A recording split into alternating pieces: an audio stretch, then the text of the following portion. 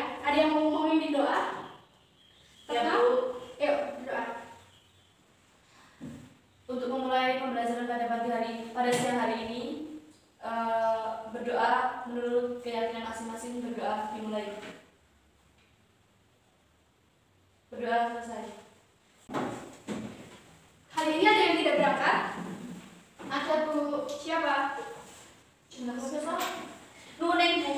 Nuning. Kenapa Nuning? Sakit? Apa ada keperluan keluarga? Sakit, Bu. Sakit, Bu. Ya, semoga Nuning cepat sembuh ya, dan semoga kita semua juga bisa diberikan kesehatan terus supaya kita setiap minggunya bisa bertemu dan belajar bahasa Indonesia bersama saya. Kemarin kita minggu lalu sudah belajar mengenai KD 3.13. Minggu ini kita akan beralih ke KD 3.14. Masih ada yang ingat kemarin KD 3.13 itu kita belajar mengenai apa? Betul, karya ilmiah. Kemarin kita sudah belajar mengenai pengertian karya ilmiah dan lain-lain. Ada yang masih ingat pengertian karya ilmiah itu apa? Ayo, masa nggak ada yang ingat? Karya ilmiah adalah karya tulis hasil penelitian dan pengembangan, tinjauan, ulasan, kajian atau pemikiran oleh perseorangan atau kelompok yang disajikan dalam bentuk tertulis dan disusun secara sistematis serta berlandaskan kaidah ilmiah, Bu. Betul. Nah, karena minggu lalu kita sudah belajar mengenai KD 3.13 dan kalian sudah memahami, sekarang kita beralih ke KD 3.14. Ada yang tahu nggak di KD 3.14 ini kita akan belajar mengenai apa? Pengertian karya ilmiah, mengidentifikasi struktur karya ilmiah dan Ya, betul. Ibu tulis dulu ya supaya ingat pengertian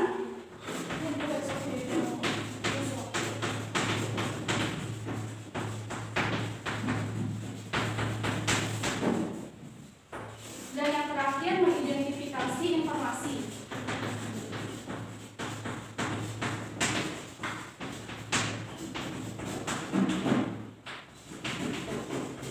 Tapi sebelumnya ada yang tahu isi dari KD 3.14 itu apa aja? Gak tahu ya? Jadi 3.14 ini isinya adalah mengidentifikasi informasi, tujuan dan esensi dari sebuah karya ilmiah yang akan kita baca. Oke, dari kalian semua apakah ada yang pernah membaca atau pernah menemukan karya ilmiah? Setidaknya melihat gitu, pernah? Pernah. Karya ilmiah apa? Jurnal atau artikel ilmiah? Jurnal. Jadi setidaknya kalian sudah mengenal ya sedikit-sedikit. Setidaknya pernah melihat. Nah, kalau kalian sudah pernah melihat apa itu karya ilmiah, menurut kalian karya ilmiah itu apa sih? Menurut hakikat kalian, pendapat kalian, satu orang saja.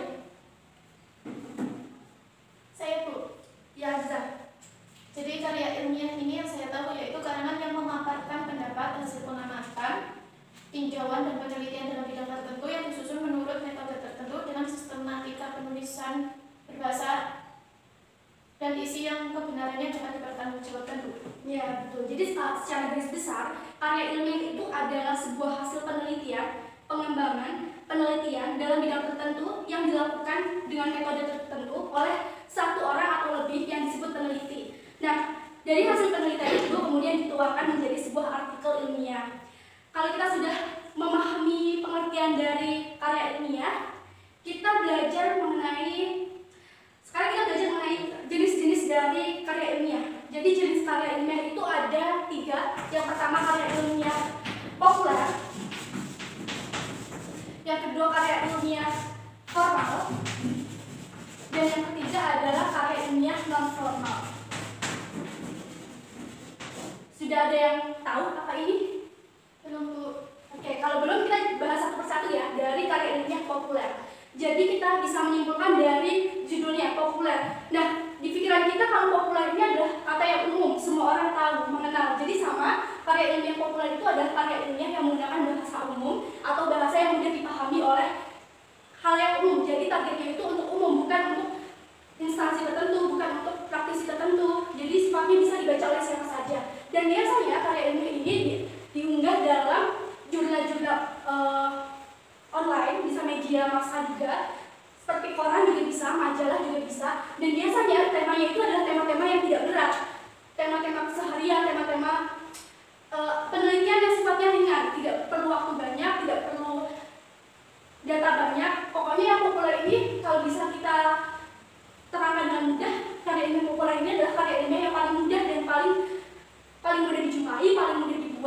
jadi paling umum. Paham? Oke, selanjutnya kalau sudah paham adalah karya ilmiah formal. Formal pasti sudah nggak asing lah dengan kata formal. Karya ilmiah formal itu adalah karya ilmiah yang disusun mengikuti aturan penulisan yang berlaku, seperti bahasanya, penomorannya, dan lain-lain itu sudah diatur, sudah punya aturannya. Jadi tidak bisa asal. Berbeda dengan yang populer. Populer ini kan menggunakan bahasa yang yang mudah dipahami. Jadi dari segi penulisan antara karya ilmiah populer dan juga karya ilmiah formal itu berbeda. Kalau yang formal lebih baku. Dan juga kalau karya ilmiah formal ini targetnya itu adalah orang-orang tertentu, seperti misalnya seorang peneliti meneliti mengenai suatu bahasa. Maka target dari penelitian ini adalah orang-orang yang paham dan sedang belajar mengenai bahasa. Paham ya? Terlalu cepat nggak Ibu menjelaskannya? Iya. Terlalu cepat? Jadi intinya adalah kalau populer, umum, bisa ditemukan di mana saja. Kalau formal, dari bahasanya yang bisa dicirikan. Yang paling beda dari karya ilmiah formal itu adalah bahasanya formal. Yang selanjutnya adalah karya ilmiah non formal.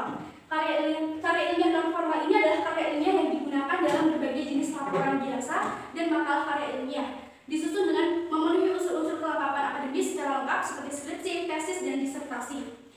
Hampir mirip kan antara formal dan juga non formal? Ya Bu. Bingung nggak bedanya di mana? Bingung ya? Jadi kalau formal itu biasanya penelitiannya itu dilaksanakan oleh orang-orang yang sudah berkompeten. Seperti kalau bahasa ya orang yang sudah lulus dan juga mengerti bahasa dengan baik dan dalam. Sedangkan kalau non formal ini adalah seperti bisa dilakukan oleh instansi-instansi yang formal tapi jangkauannya tidak seluas dari karya ilmiah formal. Biasanya dilakukan oleh mahasiswa, oleh siswa juga bisa. Jadi penulisnya ini adalah orang-orang yang sedang belajar. Secara mudahnya seperti itu. Paham ya sampai sini? Paham. Tetap paham? Jangan ngantuk ya. Kalau sudah kita belajar mengenai ini, selanjutnya kita belajar mengenai struktur dari karya ilmiah. Jadi karya ilmiah itu kan adalah sebuah teks yang disusun secara runtut dan juga ada aturan secara baku dan tertulis bagaimana cara menulis sebuah karya ilmiah. Oleh karena itu ada struktur yang harus dipenuhi untuk menulis sebuah karya ilmiah. Nah, strukturnya itu apa saja sih? Yang pertama itu adalah judul. Yang kedua latar belakang. Yang ketiga rumusan masalah.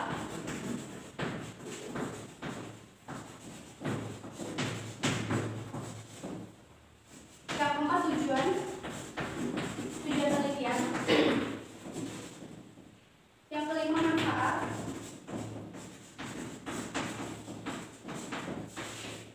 Yang keenam atau terakhir hipotesis. Sebenarnya di ketujuh ini ada daftar pustaka. Ya, terus. Tapi kenapa ini tidak masuk dalam struktur? Karena keenamnya ini merupakan pokok dari terbentuknya sebuah karya ilmiah. Jadi ini yang pasti sudah harus ada. Jadi ini saja yang ditulis, tapi daftar pustaka tetap harus dicantumkan dengan penulisan yang baik dan benar. Nanti kita akan belajar, tapi kita akan membahas ini dulu 1 sampai 6 dulu. Dari judul, yang perlu disoroti dari judul ini adalah kalau judul pasti sudah tahu, judul itu adalah penanda atau pengenal supaya kita tahu isinya itu apa saja. Jadi kita mengenali dari judul, tapi yang kita belajar, yang perlu kita garis bawahi dari penulisan judul saja ya.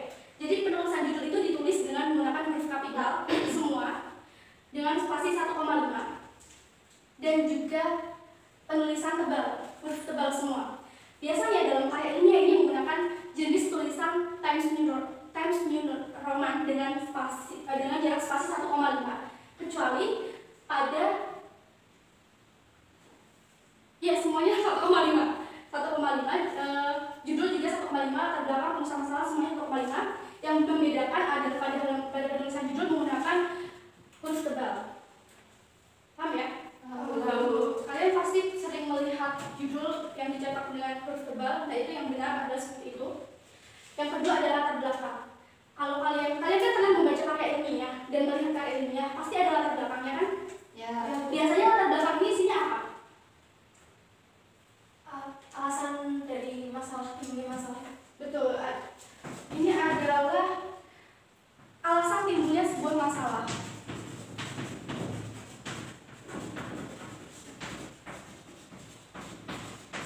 Masalah di sini yang dimaksud adalah masalah yang akan diteliti dalam karya ilmiah. Paham ya? Paham. Selanjutnya adalah rumusan masalah. Kalau rumusan masalah ada yang sudah tahu rumusan masalah itu apa? Fokus permasalahan Bu yang terdapat pada karya ilmiah itu sendiri. Ya, betul. Fokus permasalahan yang dituliskan dalam rumusan masalah itu biasanya dalam bentuk pertanyaan, yaitu apa dan juga bagaimana. Misal, kalau penelitiannya mengenai minat baca, pengaruh minat baca teks novel terhadap pembelajaran penulisan teks narasi di SMA. Nah, rumusan masalahnya itu adalah bagaimana pengaruh pembacaan teks novel terhadap kemampuan menulis teks narasi siswa di kelas berapa seperti itu. Atau bisa juga menggunakan apa pengaruh dari titik-titik seperti itu ya. Jadi kalau kalian melihat karya ilmiah yang di situ tertulis poin-poin berupa pertanyaan apa dan bagaimana, itu adalah rumusan masalah. Yang selanjutnya adalah tujuan penelitian. Ada yang tahu? Mbak Tri, tahu nggak tujuan penelitian ini apa?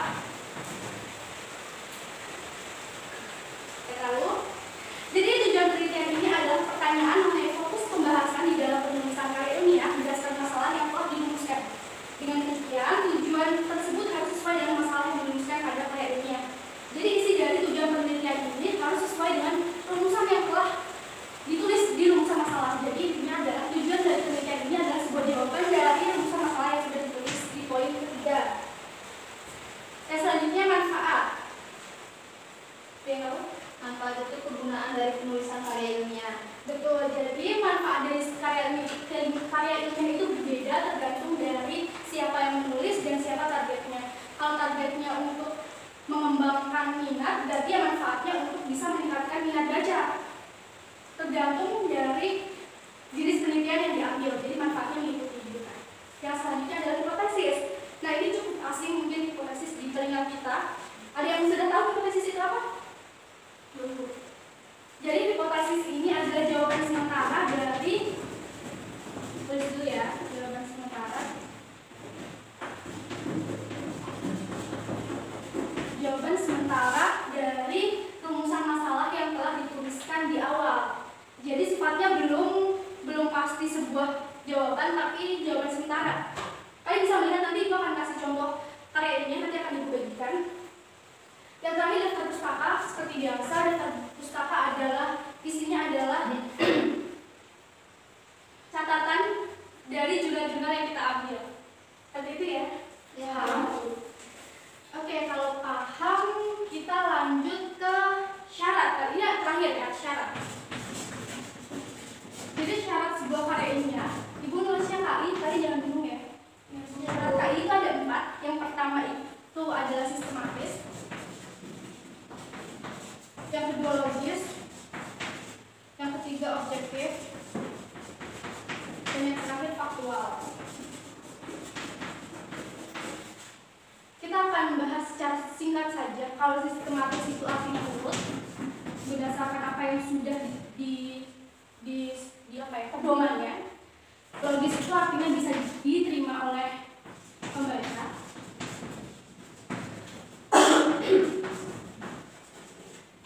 Objektif artinya tidak memihak. Isinya tidak berupa opini dari penulis yang memihak salah satu pihak, salah satu apa ya.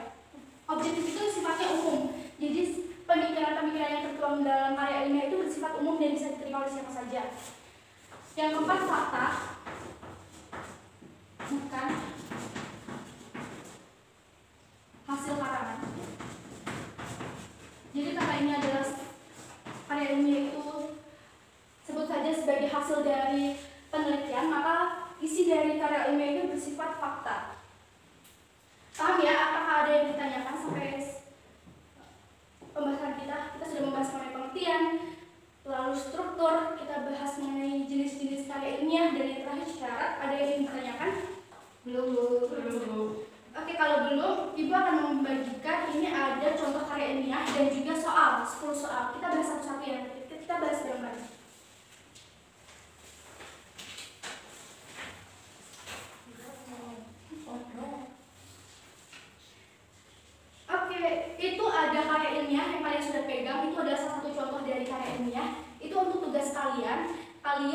diminta untuk mengidentifikasi berdasarkan struktur, informasi yang terkandung, dan juga tujuan dari karya ilmiah yang sudah kalian pegang. Itu kalian kerjakan di rumah, kita akan bahas itu minggu depan sebagai refleksi pembelajaran kita minggu depan. Untuk sekarang kita bahas, karena kita sudah belajar ini semua, Ibu mau tahu seberapa paham kalian terhadap pembelajaran kita pada hari ini. Jadi, Ibu punya 10 soal, kita bahas satu-satu. Dari Mbak Lulu bisa bacakan nomor 1. Berikut ini yang merupakan bentuk penyajian karya ilmiah, yaitu menurut Mbak Lulu yang apa dari A, B, C, dan D? Menurut Mbak Lulu yang paling benar yang mana? yang A. Yang A ya, kita sudah bahas di sini juga masih ada bahwa bentuk penyajian karya ilmiah itu ada populer, formal, dan non formal. Oke, nggak perlu pembahasan lebih ya, karena kan masih fresh. Yang kedua, Mbak Ratna. Karya ilmiah yang menggunakan bahasa santai dan umumnya dijumpai di media massa termasuk karya ilmiah yang bentuk C, Bu. Apa tuh? Populer. Ya betul. Jadi ini ya yang pertama, karya ilmiah populer itu salah satu yang paling menandakan bahwa itu ada karya ilmiah populer adalah bisa dijumpai di media massa maupun media massa yang berbentuk cetak ataupun media massa yang berbentuk online. Gitu. Lanjut nomor 3, Mbak Aziza. Nomor 3, kata-katanya yang digunakan dalam perumusan masalah karya ilmiah yaitu C, Bu. Mengapa dan bagaimana? Ya, masih ditulis di sini, jadi kalian pasti bisa. Lanjut nomor 4, Mbak Tri. Penulisan judul yang paling tepat adalah Nah ini D. susah. Kenapa D? Karena Kenapa? itu kan judul itu menggali potensi diri untuk meningkatkan kepercayaan diri. Nah, untuk itu ditulis yang huruf kecil, nggak pakai kapital. Ya, jadi penulisannya adalah untuk penulisan judul untuk kata hubung itu menggunakan awalnya huruf kecil ya, tapi yang lain menggunakan huruf besar. Oke, sebenarnya soalnya ada 10, tapi karena kita siswanya cuma ada 4, nggak apa-apa. Yang 6 kita simpan, kalian bisa mengerjakan di rumah. Kita bahas bersama besok, gitu ya. Sambil kita besok juga akan membahas mengenai karya ilmiah yang sudah kalian akan kerjakan di rumah. Jangan lupa dikerjakan ya. Iya, Oke, kalau sudah, kalian mau tahu nggak minggu depan kita belajar mengenai apa? nggak tahu. Nggak tahu apa nggak mau tahu? Nggak mau tahu. Pusing, Bu. Jadi selain kalian mengerjakan tugas yang sudah Ibu berikan, Ibu akan memberitahu bahwa minggu depan kita akan belajar mengenai KD 4.14 mengenai merancang informasi sebuah teks karya ilmiah. Jadi Ibu minta kalian belajar di rumah mengenai materi tersebut nanti supaya pembelajaran kita bisa berjalan dengan lancar. Oke, waktunya sudah habis sepertinya untuk mata pelajaran bahasa Indonesia kita hari ini. Tidak ada yang ditanyakan? Belum. Oke, kalau sudah Ibu tutup. Kurang lebihnya Ibu mohon maaf apabila banyak tingkah tutur dan tingkah laku yang